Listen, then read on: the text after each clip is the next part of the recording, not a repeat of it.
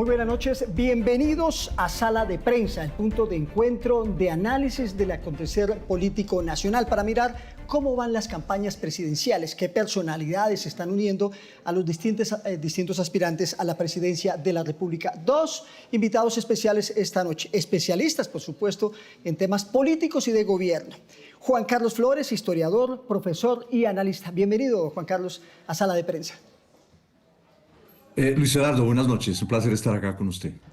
Y nuestro analista político de cabecera de la casa de Noticias Caracol, Gabriel Cifuentes. Qué gusto tenerlo nuevamente acá en Sala de Prensa. Claro, muy buenas noches para usted, para Juan Carlos y por supuesto para toda la audiencia. Bueno, comencemos hablando esta noche de participación política. El gobierno está haciendo política, el presidente está haciendo política, sus ministros están interfiriendo en el desarrollo político de las campañas. Pues el presidente, ustedes lo saben y los televidentes lo saben, ha trinado en muchas ocasiones y para algunos estos trinos son una clara intervención en política. Escuchen esto que está diciendo la directora de la MOE, Alejandra Barrios. Es un duro jalón de orejas para el gobierno nacional.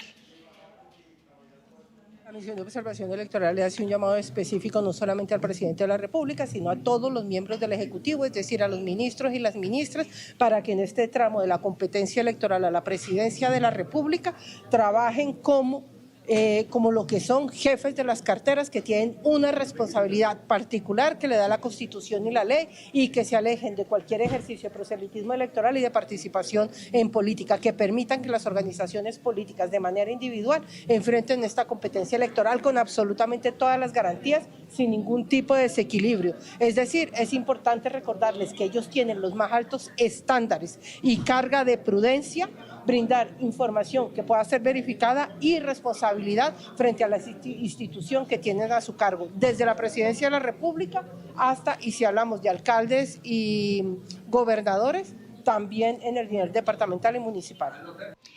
En las últimas horas estábamos hablando con el ministro del Interior, Armando Benedetti, y la pregunta precisamente fue esa: ¿están participando en política? El gobierno lo niega. ¿Ustedes cómo lo ven? ¿Hacen o no hacen política? Juan Carlos. Bueno, yo siempre veo en esto una inmensa hipocresía. En la mayoría de las democracias en el mundo, democracias afianzadas, los presidentes, los primeros ministros participan abiertamente en política y nadie se escandaliza con ello. En Colombia tenemos una cosa muy hipócrita. Tenemos unas normas que nadie cumple. Pensemos en la campaña que acaba de concluir para elecciones a la Cámara de Representantes y al Senado. Varios medios, recuerdo La Silla Vacía, publicaban informes precisos de participación en política de funcionarios, aquí en Bogotá, por ejemplo, con los equipos de galán de las alcaldías locales, aupando a sus candidatos que se le quemaron todos. Entonces, yo creo que el asunto no es que un presidente o un ministro opine sobre política. La verdadera participación en política, la que sí nos hace un daño inmenso, es a través de la contratación pública. Y sobre esa, por desgracia, no hay mayor seguimiento. Nos enteramos después de los hechos. Y todos se hacen mientras no les afecte, todos se hacen los gringos porque la mayoría de los políticos utilizan la contratación pública, porque los presidentes, los alcaldes, los ministros, los directores de empresas industriales y comerciales del Estado tienen contratos con políticos, con contratistas que están relacionados con políticos, y a través de esos recursos es que se financian las campañas. El 70-80% de las campañas en Colombia se financian con los recursos públicos. Entonces, fíjese, mientras se pronuncian toda esa serie de admoniciones pseudomoralistas, la participación en política real, que es financiar las campañas con los dineros públicos, sigue haciéndose con total descaro. Un duro llamado de la MOE, pero escuchen esta otra intervención de Alejandra Barrios sobre las denuncias que ha venido haciendo el presidente Gustavo Petro de irregularidades en algunas mesas de votación. Alejandra Barrios. ya que uno de los temas más importantes que se presentaron la semana después de las elecciones está directamente relacionado con la posibilidad de fraude. La misión de observación electoral hizo la revisión de 16 tweets del presidente de la República en la que señalaba algunos C14 en los que podrían haber inconsistencias. Estos 16 tweets les hicimos la verificación y lo que podemos encontrar es que en la mayoría de estos no había ninguna inconsistencia entre lo que estaba viendo la comisión escrutadora y lo que efectivamente estaba siendo reportado por los escrutadores.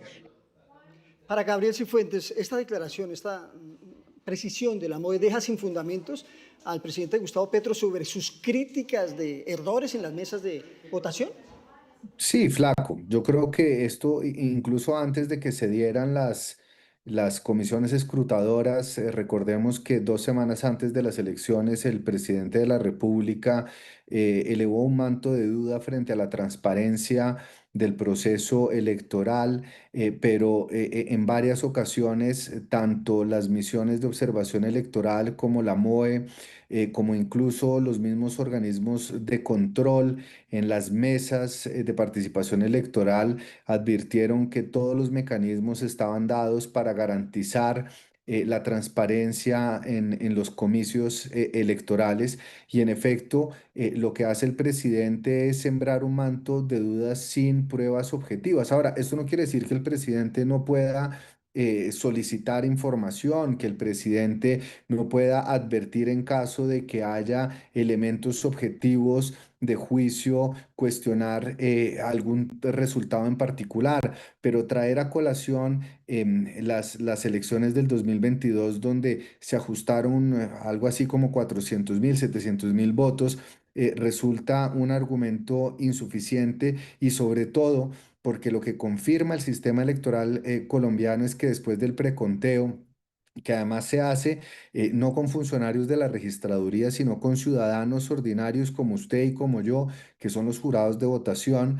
Después hay instancias de verificación por parte de jueces y de notarios y toda esa información, además de estar digitalizada, de ser pública, de ser escrutable, cuenta con robustos sistemas de auditoría nacional e internacional. Es decir, aquí incluso organismos independientes internacionales han señalado que las elecciones en Colombia están completamente, no, porque el fraude puede existir en cualquier sistema, pero el sistema en su conjunto cuenta con los instrumentos y con las herramientas necesarias para poder garantizar la transparencia electoral, que haya trasteo de votos, que haya compra de votos, es un tema diferente y adicional y que no tiene por qué entrar dentro de las críticas de un sistema que se ha mostrado robusto y sobre todo flaco, y esto lo han dicho hasta el cansancio, es el mismo sistema que tiene al presidente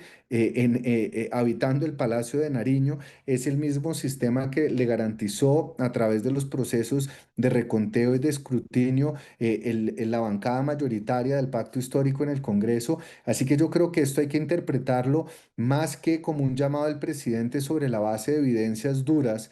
Esto simplemente es un ingrediente adicional dentro de un debate político caldeado que no hace sino enrarecer el debate público y seguir polarizando a la ciudadanía en momentos en los cuales estamos entrando en la campaña presidencial, que quizás es la campaña más sensible para el gobierno. Y a propósito de campaña presidencial, los equipos ya comienzan a integrar sus más inmediatos colaboradores.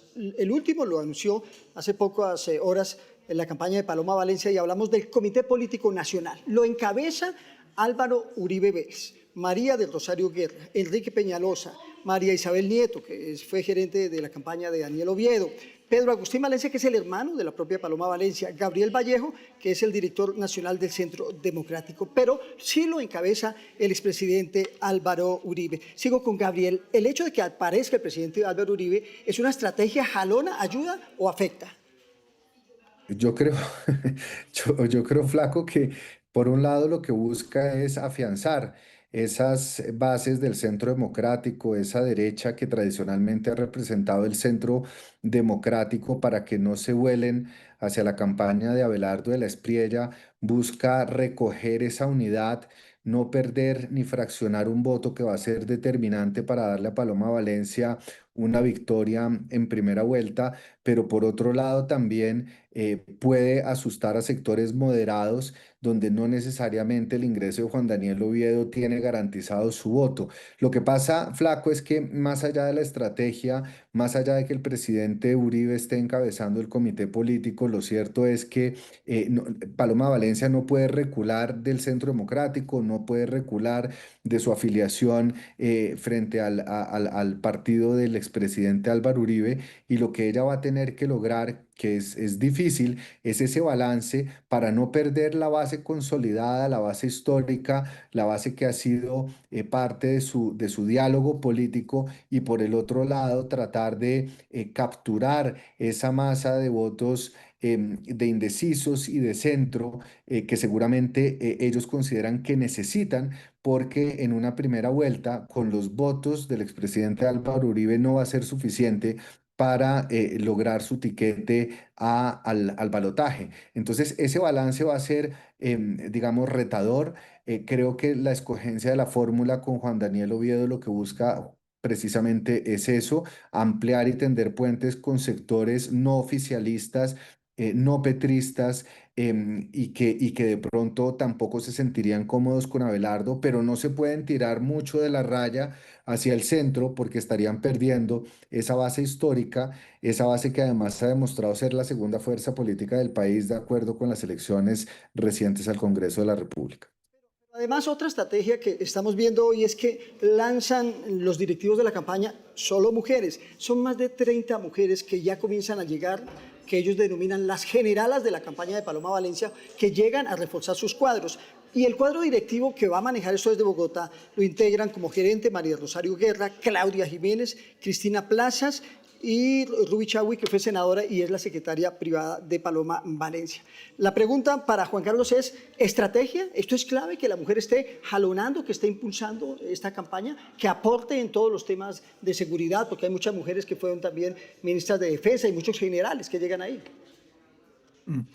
Es inevitable. Un partido político hoy en el mundo, pues salvo regímenes como el Talibán, qué sé yo, que no incluya ampliamente a las mujeres, pues de inmediato se va a encontrar con que un poco más de la mitad de la población que representan las mujeres en el mundo se va a sentir insatisfecha. Yo creo que ahí se toma una decisión de rutina. El asunto de fondo que no logra resolver en estos primeros 9, 10 días después de las elecciones del 8 de marzo la campaña de Paloma Valencia es que no logra aún salir el uribismo del yo con yo. Porque fíjese usted, en la mayoría de las entrevistas que la candidata presidencial ha dado o que ha dado junto a su fórmula vicepresidencial, ella todo el tiempo subraya que sus ideas no son las del vicepresidente. En ningún momento las entrevistas están centradas en que sí tenemos estas diferencias con el vicepresidente, es decir, declaraciones de Paloma Valencia, y al mismo tiempo tenemos estos puntos de acuerdo. Entonces yo creo que ese es el problema central hoy de la campaña uribista. Adentro no logran tragarse el sapo de haber escogido al señor Oviedo como vicepresidente, y hacia afuera por fuera del uribismo, no logran extender la frontera de votos, porque recordemos que ya hay una persona que va en coche a la segunda vuelta, el candidato del petrismo, del continuismo. Hasta el momento la más opcionada, porque la campaña de Abelardo de la Espriella parece estar dormida, parece haber recibido un knockout del que no logra levantarse del piso, no logra reaccionar. No vemos, por ejemplo, el modelo que hay en América Latina en esas circunstancias en que hay un candidato de ultraderecha que se enfrenta con uno de derecha, que ya se vivió en la Argentina, un hombre, Milei, una mujer respaldada por un expresidente, 2 veces presidente, Macri, muchas cosas similares con Colombia. Y Milei logró allí noquear a la candidata de Macri, saltar sobre ella y enfrentarse al peronismo. Entonces, como van las cosas, salvo que el grupo del abogado de la Estrella despertara finalmente de su letargo, Paloma Valencia va a estar en segunda vuelta. De manera que desde ya se debería visorar una estrategia para superar ese vacío gravísimo que tiene el uribismo y es cómo crece más allá de sí. Y creo que ninguna de estas cosas que usted ha mencionado le resuelven ese dilema, esa encrucijada del alma, como le Claro. gustaba decir a Uribe hace unos 10 Juan años, Carlos, 12 años. hablando de estrategias, una de las más fuertes de todos los candidatos son las propuestas con las que quieren convencer a la gente para que voten por ellos. Paloma Valencia hoy le pidió una reunión a COPI, a los pequeños y medianos industriales, y allí hizo una propuesta grande para aumentar las exportaciones de estos pequeños empresarios. Escuchémosla.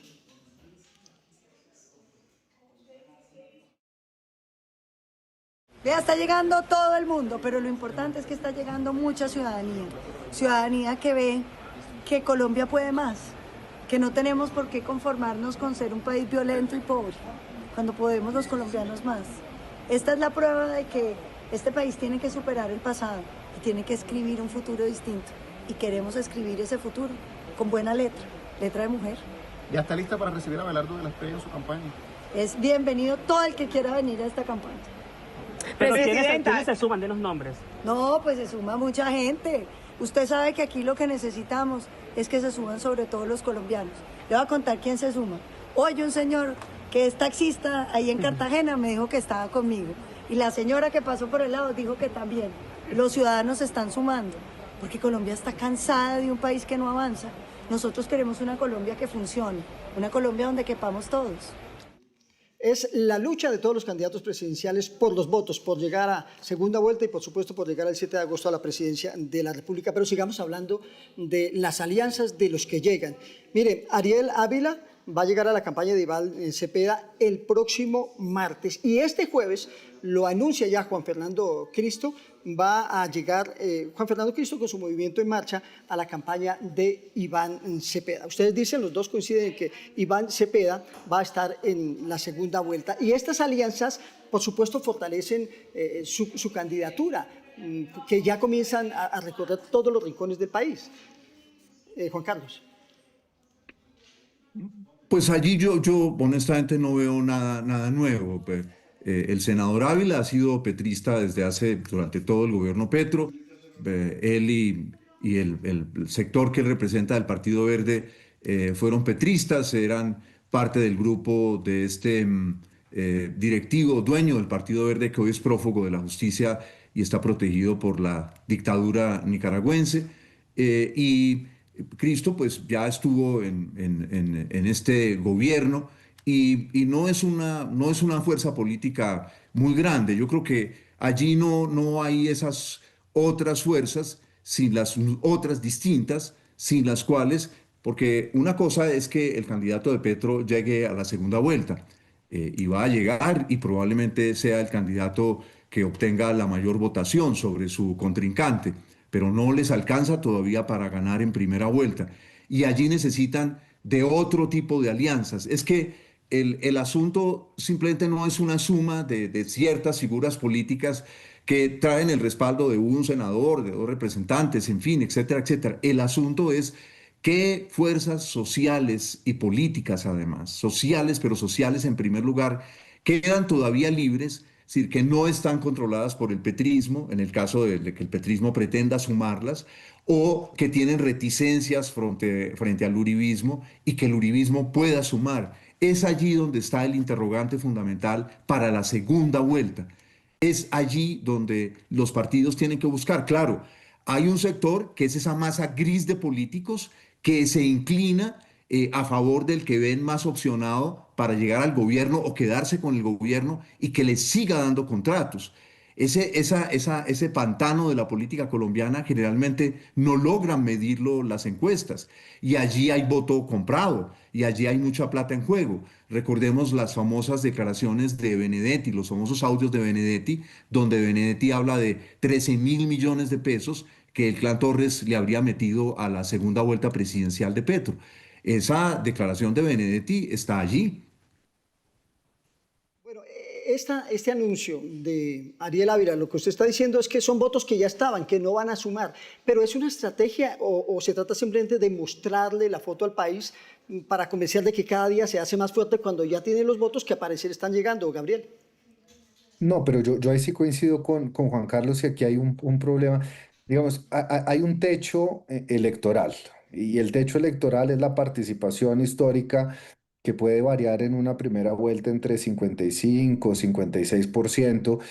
Todavía no podemos calcular cuáles van a ser las estrategias para atraer votos de abstencionistas, aunque ese es un cálculo muy difícil de hacer. Lo que yo creo es que el país sí está dividido, está fracturado, y eso lo dicen además las encuestas, más allá de la intención de voto flaco, lo que sí muestran las encuestas es que hay un 50% más o menos del país que quiere y que votaría o estaría inclinada a votar por una opción continuista, y otra mitad del país que no lo haría, ¿cierto? Entonces ahí en una segunda vuelta muy probablemente vamos a ver un photo finish, pero lo que yo he visto hasta el momento es que Iván Cepeda, después de la consulta fría de octubre, después de las consultas del 8 de marzo y de la votación al Congreso, se ha posicionado como el líder indiscutible de la izquierda, y los apoyos que pueda sumar dentro de esa izquierda cerrada, que además reconfirmó con su fórmula vicepresidencial. Es que el mensaje de la fórmula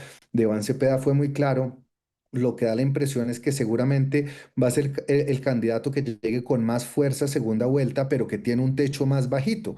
Mientras que en los sectores de la oposición, que recogen sectores de la centro, moderado, centro derecha y derecha, quien pase a segunda vuelta matemáticamente va a tener un poco más de espacio para crecer. Sumar a Ariel Ávila, a Juan Fernando Cristo, que como dice Juan Carlos, pues es decir, a nadie le sorprende esta decisión, y que tampoco son fuerzas políticas determinantes, no eran fuerzas políticas que estuvieran en disputa entre la oposición y el oficialismo, son fuerzas que ya estaban en el oficialismo y que no le van a sumar más allá de la foto. Pero esto no se gana a punta de fotos, esto se gana a punta de movilización de votos, y lo que yo creo, en contraposición, lo que está tratando de hacer Paloma Valencia con Juan Daniel Oviedo es justamente en esa primera pelea, que es la pelea por la primera vuelta, ampliar el espectro de electores para tratar de ocupar espacios de centro y moderados, e incluso no solo competirle hacia la derecha a Belardo, sino competirle hacia el centro a Sergio Fajardo. Y esa es la gran apuesta de Paloma Valencia, y es ahí donde yo creo que esas fotos y esas adhesiones suman más en los cuarteles de la oposición que en los del oficialismo. Todas las llegadas de personalidades a las campañas políticas son estrategias. Hablemos del general Óscar Naranjo, un hombre que el país quiere, que sabe mucho de seguridad y que ya está en la campaña de Sergio Fajardo. ¿Son estrategias o no son estrategias o no va a sumar? Gabriel. Pues Flaco, sí suma. Es decir, yo creo que hay varios mensajes detrás del general Óscar Naranjo, vicepresidente de Santos, es decir, hasta qué punto, y la compañera sentimental de Sergio Fajardo es María Ángela Holguín, es decir, hasta qué punto, si existiera un santismo, que eso también se puede poner en duda, de qué manera se interpreta que sectores santistas, incluso que recogen algo de la centroizquierda, pueden estar en la campaña de Sergio Fajardo. Lo segundo, un mensaje de que hay alguien experto en seguridad, que además no genera mucha controversia, o sea, no es el general Zapateiro. El general Naranjo es una persona mucho más moderada, mucho más templada, y que llega, digamos, a la campaña de Fajardo a reforzar la idea de seguridad. Pero fíjese lo chistoso, Flaco, y es que ese mismo día, en la campaña de Paloma Valencia, 42 generales y 2 exministros de defensa también se sumaron. Entonces, si lo que se quiere mostrar es que las adhesiones de generales, de personas expertas en seguridad, son un mensaje político, pues uno también debería entrar a calibrar qué significó en un lado y el otro. Pero sin lugar a dudas, cada uno de estos anuncios lo que pretende, Flaco, es generar hechos políticos, generar conversación, reafirmarle al electorado que hay un plan, que hay una figura, que hay una tranquilidad detrás de cada uno de los puntos que son sensibles dentro de la agenda pública. Sí, estaba mirando el listado del que usted está hablando, porque a Paloma se le unieron Marta Lucía Ramírez, exministra, Juan Carlos Esguerra, Guillermo Botero y 35 generales. Por supuesto, ella dice que estas personas van a ayudar a formar su plan en materia de seguridad, de lucha contra la delincuencia y el terrorismo. Y otro hombre que sabe de seguridad es el general Naranjo en la campaña de Sergio Fajardo. Juan Carlos, esta llegada, la misma pregunta, ¿ayuda o no ayuda? Es que el asunto quizá ahí es otro. En las elecciones que acaban de pasar, el llamado centro implosionó. Esa es la realidad. Implosionó el partido Los Galán, implosionó el partido de Fajardo y Robledo, implosionó Claudia López. De manera que el centro no tiene hoy relevancia para llegar a la segunda vuelta. El centro va a experimentar una larguísima agonía a lo largo de esta campaña hacia la primera vuelta. Y en la medida, eso, pues ustedes lo saben muy bien, eso ya está estudiado en todo el mundo, no voy a decir ninguna cosa novedosa. En la medida en que hay dos centros que jalan a la sociedad, intentan jalar a la sociedad para uno o para otro lado, todo lo que pretenda ser centro implosiona. Es decir, pierde fuerza política y la gente empieza a derivar, a tragarse, algunos empiezan a tragarse provenientes de ese centro, a tragarse el sapo e irse hacia la izquierda o irse hacia la derecha. Fíjense usted las declaraciones que ha dado la señora Claudia López a lo largo de los últimos 10 días. Después de esa derrota tremenda que vivió, entonces que ella iba a estar en contra del uribismo. Ayer u hoy respaldó la decisión del Ministerio de Trabajo de de permitir que los sindicatos se asocien para negociar no solamente con las grandes empresas, lo que antes se llamaba sindicatos de empresas, sino también con las pequeñas y medianas empresas. Entonces, yo creo que allí ya esos hechos son paisaje, no son elementos centrales de la campaña. Los elementos centrales de la campaña hoy transcurren en dos pistas: la pista de la izquierda, la pista de la derecha y de la centroderecha. Lo otro implosionó en las elecciones que acaban de ocurrir. Todos los candidatos están buscando puesto, están presentando una hoja de vida para llegar a ocupar la primera magistratura, para estar en la Casa de Nariño. Pero la polémica de estos días es que dos de estos candidatos ya tienen puestos, son senadores. Paloma Valencia y Iván Cepeda tienen su curul, ganan sueldo. La polémica es, ¿se deben o no se deben ir del Congreso de la República? Gabriel. Pues no hay ninguna prohibición legal. Yo creo que y el hecho de que no haya una prohibición legal lo pasa del término del plano jurídico al plano estratégico, moral, comunicacional, como se quiera. Pero yo sí creo que una campaña a la presidencia exige mucho rigor, exige estar desplazándose a los territorios, exige inversiones, exige ir a buscar recursos.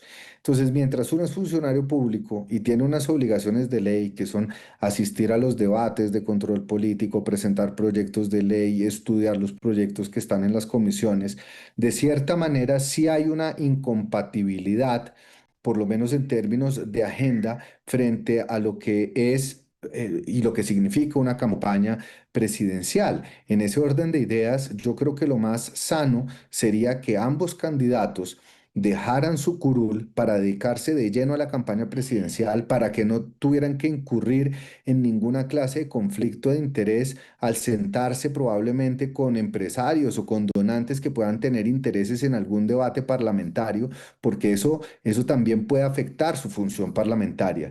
Y además de eso, creo, Flaco, que convertir los últimos meses de la legislatura en un espacio donde directa o indirectamente se traslada el debate político me parece inconveniente frente a las funciones propias de los legisladores. Ahora bien, quiero señalar una cosa. Es importante que se den esos debates, quizás no en el seno del Congreso, quizás no entre el Centro Democrático y el Pacto Histórico, pero es importante que haya debates y hasta ahora algunos candidatos han mostrado poca predisposición para sentarse a debatir, para que la ciudadanía conozca sus propuestas, para que la ciudadanía pueda tomar decisiones informadas. Y es ahí donde yo creo que en estos días, por lo menos, el Senado, a pesar de que han debido renunciar, ha servido como espacio para generar un mínimo precario nivel de debate.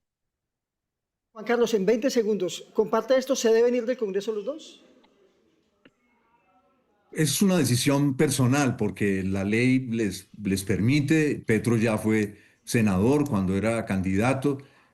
Yo personalmente, si yo estuviera en el lugar de ellos, me iría de inmediato porque la cabeza está en otras cosas, porque la oficina de senador estaría completamente abandonada, porque se estaría ganando un trabajo sin hacer el trabajo, sin hacer el trabajo de senador. Es decir, a todo el mundo le toca cumplir con su trabajo. Y si uno empieza a hacer en el trabajo una cosa que no es del trabajo, le van a llamar la atención. Entonces yo creo que por ejemplo, deberían irse, porque pues no van a ejercer el trabajo de senador y se van a ganar ese platal inmenso y van a tener esos privilegios inmensos que significa ser senador de la República.